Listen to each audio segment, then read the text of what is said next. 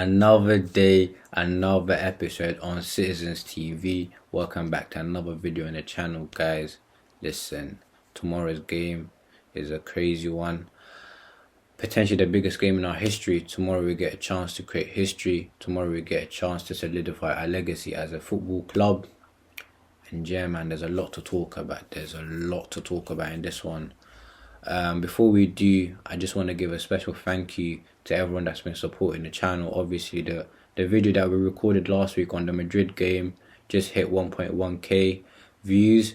That's a huge milestone for the channel. Obviously, a good step towards where our end goal is a good building block for us. And yeah, I really do appreciate the support from you guys. It's you guys that make me want to get up in the morning and create content and just to bring it to you. So yeah, I really do appreciate the support, and thank you for everyone that's been supporting, subscribing, commenting, liking.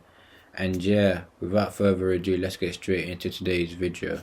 So Madrid, it almost seems as if you can't speak about the Champions League without mentioning Real Madrid.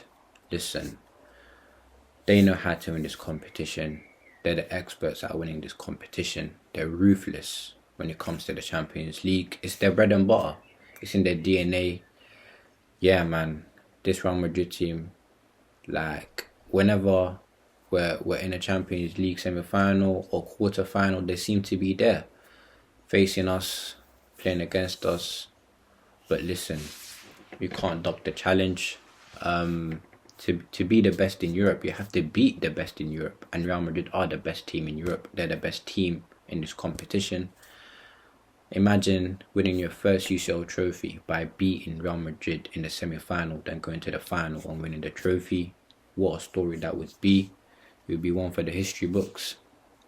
And yeah, man, hopefully we can do it. But before we jump into the Real Madrid game and dissect it and talk about it, because there's a lot to talk about in that game, before we do that, I want to jump into the treble talk first, because I've been kind of avoiding this topic, you know what I'm saying? I don't really want to talk about it too much, you know. Just been dropping hints every now and then. Didn't really speak on it, you know, a lot. But we can't keep avoiding it, you know. We have to speak on it eventually because it's getting closer.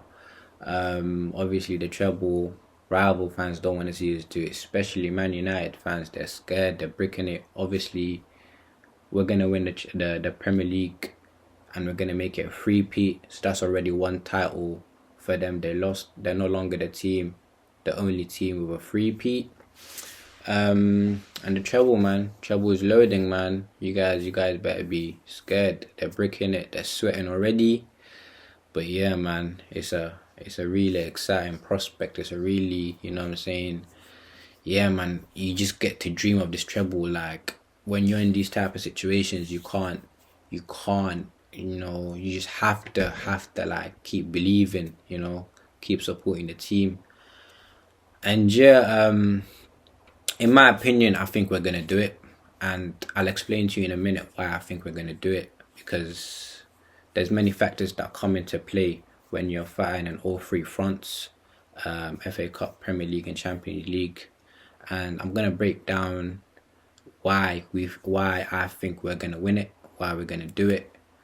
And yeah, man, let me explain to you why I think Man City Football Club will lift all three trophies this season. So in terms of the treble and why I think it's possible and why I think we're gonna do it, is if you look at our schedule over here, guys. Obviously, we play Real Madrid tomorrow, Chelsea, Brighton, Brentford and Man United in the FA Cup final. So there's a minimum of 5 games remaining, potentially 6, provided that we beat Real Madrid and get to the UCL final. It becomes 6 games remaining, but in reality, guys, it's only 4 games remaining, and I'll tell you why. The Premier League dictates whether it's 4 games remaining for us, because if we beat Chelsea on Sunday, yeah, we're crowned Premier League champions. So these 2 fixtures mean nothing. They become irrelevant. Pep can rotate here. He can play fringe players. He can do whatever he wants. He can rest his best players. And yeah, but knowing Pep, I know he's going to want to keep players fit, keep players sharp for the FA Cup final and the UCL final if we get to it. Hopefully we do. He's gonna play players, but then he has the ability to take them off early, to bring them on late, so he can do whatever he wants with the squad. Then he's got a bit of a, leeway there to do whatever he wants. But it all depends on this fixture, to be honest, because this fixture here, it just makes these two fixtures irrelevant, and yeah, it will make life easier and easier to plan. And to be honest, it's not bad because it's not a bad schedule, because tomorrow play Real Madrid at home. We're in Manchester already. We don't need to travel anywhere, and we beat them. And then Sunday, it's 4 days off, and then we play at the Etihad again. We don't need to travel. So yeah, I think the schedule was decent. They come to the Etihad, Chelsea, we beat them, we're crowned Premier League champions. So if you beat Real Madrid, you're through to the UCL final. You beat Chelsea, you're crowned Premier League champions. These two fixtures don't mean anything. You beat Man United in the FA Cup final, you're crowned FA Cup champions, and you go and play either Inter or AC Milan in the UCL final, and then you're crowned Champions League winners, man. So yeah, man, it's doable. I think Pep knows it's doable. The players know it's doable. You can see by their attitude and by their character that they really want it. And yeah, man, it's a scary end to the season for everyone else, not Man City fans. And yeah, it's an exciting prospect. It's really, really exciting. And yeah, what a way to finish off the season that would be, with a treble, 3 trophies. In terms of tomorrow's game, listen, I have full faith in my club. I have full faith in these players, in Pep. The way we've been playing recently, the way we've been handling and approaching games, the way we've been controlling games, dominating. Yeah, barring the second half at the Bernabeu, we've been almost perfect, like in all attributes, in all departments of the pitch, defense, midfield, attack, the manager.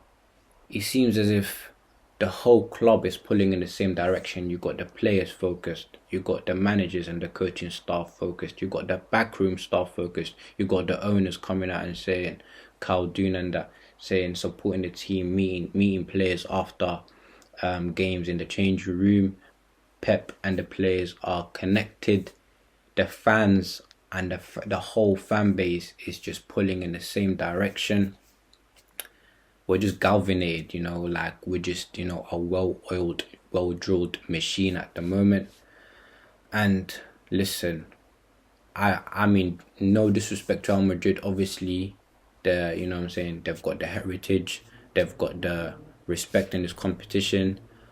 But when you look at your team play like this, you can't help but be confident, listen, at the Bernabeu, it wasn't our perfect performance, it wasn't our best performance. We've definitely had better performances during the season, but at the Etihad, we're unbeaten in how many games? I think we're at the Etihad in the Champions League, we're unbeaten since 2018. Since 2018, we're unbeaten, yeah? So in the Champions League, Etihad, Champions League nights at the Etihad, they're just built different. We're just built different over there. And yeah, man, listen, in terms of predicted 11 and what I think Pep is gonna do, I pray to God this guy doesn't overthink. First of all, let's get that out of the way. Let's hope this guy does not overthink, because in his press conference, I watched it and he said, I have an idea of what we're going to do tomorrow. And when Pep says, I have an idea, usually it's game over. The game is over before he even started. He's overthought his ideas.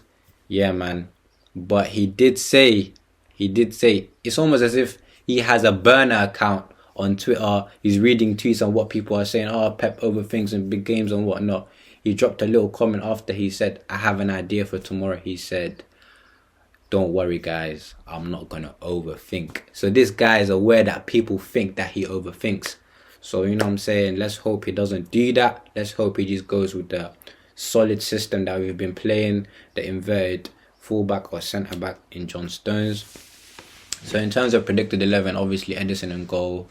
I think Kyle Walker's gonna play again. The way he handled Vinny, obviously Vinny did score, but he didn't really do too much in the game last game. You know, he kept him a bit quiet. So Kyle Walker will come back into the squad. Come back into the starting 11. I think John Stones and Ruben Diaz centre back pairing.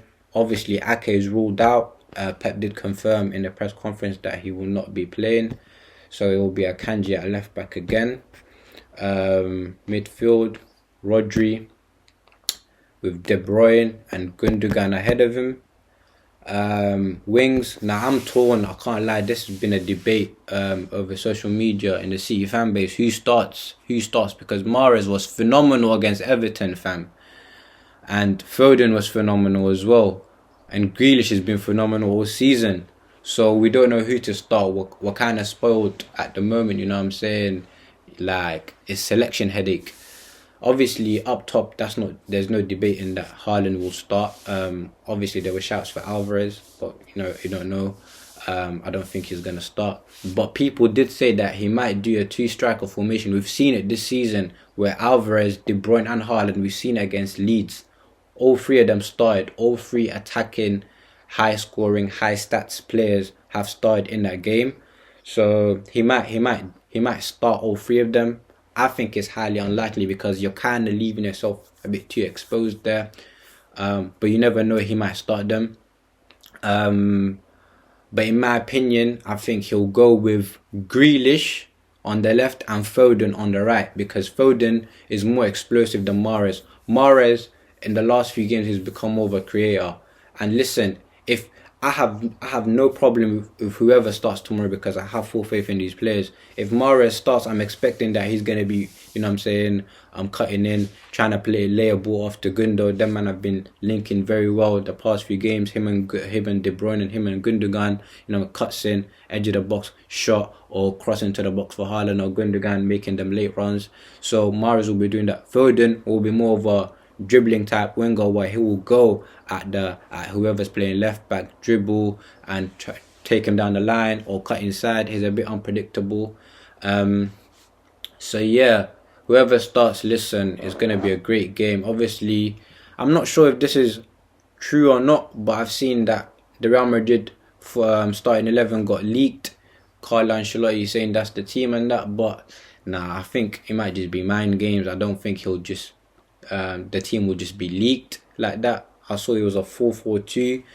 Vinny and Benzema up top, Camavinga left mid. Was it Kroos, Modric and Valverde, the midfield four, and then you've got Alaba, Militao and Rudiger and Carvajal, and obviously Courtois in goal. I'm not sure if this will be the starting 11 for them. This is just Twitter talk. This is just, I don't know. But yeah, man, whoever they play, we just have to play our game. We just have to be focused. Like I said, I have full faith in this team. I have full faith in these players. And yeah, man, I'm going for a 3-1 win for us. Haaland to get on the score sheet twice. De Bruyne to score as well. And yeah, man, listen, I even think either De Bruyne or John Stones might score. But I'm going for a 3-1 win. And yeah, man, let's get to the UCL final. Let's win this trophy.